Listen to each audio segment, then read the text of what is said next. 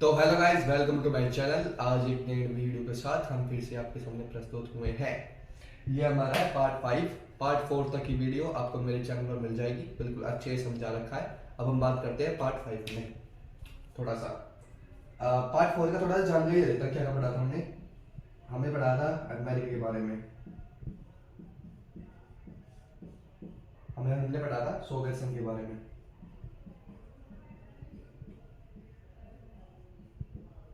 अब हम पढ़ेंगे गुट निरपेक्षता के बारे में।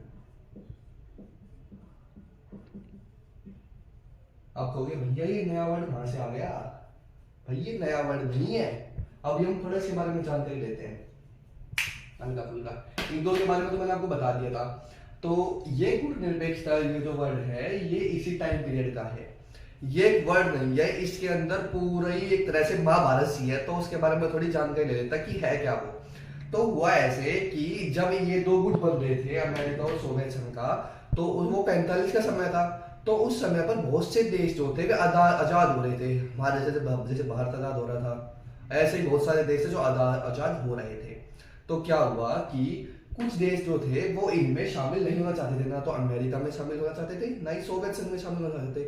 उन्होंने कहा कि हम एक नहीं होना चाहते, क्योंकि अगर हम एक गुट में शामिल हो जाएंगे तो दूसरा हमारा वैसे ही दुश्मन बन जाएगा।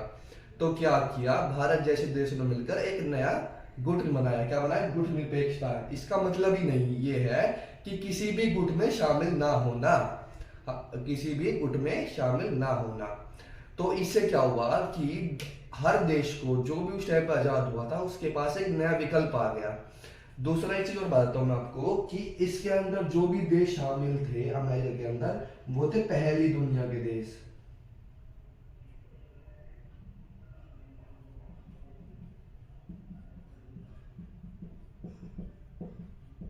देखा था पहली दुनिया के देश। और जो इसके अंदर शामिल थे वे थे दूसरी दुनिया के देश।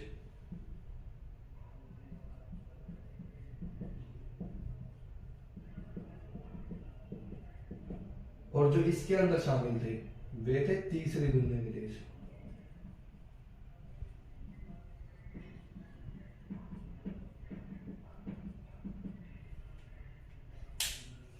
तो हुआ ये कि इन ये जो थे कि ये मतलब जो गुट निरपेक्षता थे, इनको विकासशील देश समझा जाता था। विकासशील देश समझा जाता था। तो अब आप पूछोगे कि भैया इसकी स्थापना किसने की थी, कब हुई थी, इसका पहला वो क्या हुआ था। इसका पहला जो सम्मेलन था वो हुआ था 1961 में। ठीक है। और उस समय पर इसमें 25 देश शामिल थे।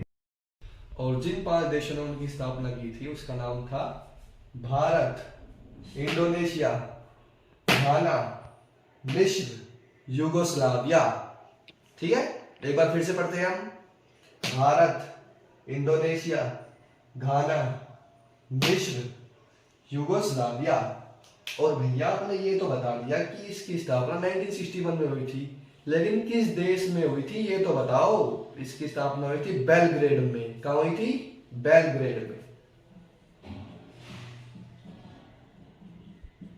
बेलग्रेड में इसकी स्थापना हुई थी। तो गाइस इसके अंदर है ना, मान लीजिए चैप्टर के अंदर 2-3 वर्ड हैं, उसके बारे में थोड़ी जानकारी से ले लेते हैं हम। क्योंकि क्या पता वे कभी आ जाए आपके उसमें कि पृथकतावाद क्या होता है, ये वगैरह आ जाए। तो पृथकतावाद ये होता है कि अपने आप को अंतरराष्ट्रीय मामलों पर काट कर रखना। अपने आपको राष्ट्रीय मामलों पर काट कर रखना। तो इसकी थोड़ी स्टोरी है, उसके बारे में थोड़ी जानकारी ले लेते हैं हम।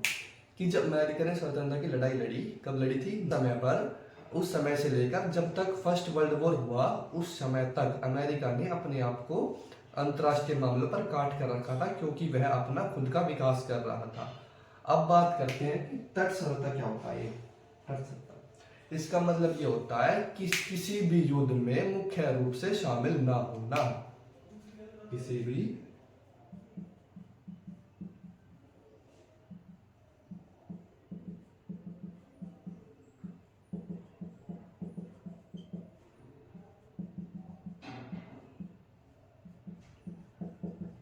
मुख्य रूप से शामिल ना होना। तो गाइस इसका ये थोड़ा सा मैं बताता हूँ कि खैर अभी भी यही चल रहा है कि जो अमेरिका है वो अभी भी किसी भी मुल्क और युद्ध में यानी वो शामिल ही नहीं होगा।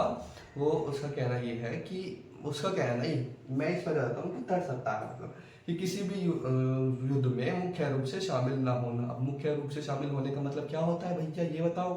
तो इसका सिंपल सा एग्जांपल आपको अभी मिल जाएगा कि जो रूस और यूक्रेन का जो युद्ध हो रहा है इसमें अमेरिका सिर्फ इसको यूक्रेन को हथियार दे रहा है, कोई सैन्य सहायता नहीं कर रहा या फिर खुद जाके नहीं मार रहा किसी को, बस उसको क्या देता है, हथियार दे रहा है और पैसे दे रहा है, बाकी काम यूक्रेन कर रहा है। तो इसका मतलब ये है कि मुख्य रूप से इसमें शामिल ना होना। ठीक है, अब बात करते हैं एलटीबीटी, सीमित परमाणु प्रशिक्षण संधि। तो क्या है सीमित परमाणु प्रशिक्षण संधि? इसकी स्थापना कब हुई थी? 1963 में, 1963 में हुई थी इसकी स्थापना। तो गाइस ये वीडियो यहीं तक ही है, समाप्त करते हैं और ये अपना चैप्टर भी अब खत्म हो चुका है। अगर आपको ये वीडियो अच्छी लगी हो लाइक करना, सब्सक्राइब करना और इसे फॉलो कर देना मेरे चैनल को। अब आपको एक छोटी सी बात और बताना चाहूंगा मैं कि अगर आपको इस वीडियो में या फिर आपको पूरे उसमें में क्या बोलते हैं इसको, जो मैंने वीडियो बनाई है पांच पार्ट होगी, इसमें अगर आपको कोई भी क्या बोलते हैं इसको डेट्स वगैरह याद नहीं हो रही है, उसके लिए मैं आपको शॉर्ट्स वीडियो दे दूंगा, उसे बार बार सुनते रहना और दिमाग में वो अपने आप याद हो जाएगी। अगर कोई चीज आपको दिमाग में उसमें कानों से बार बार सुनते हो तो याद वो अपने आप ही हो जाती है।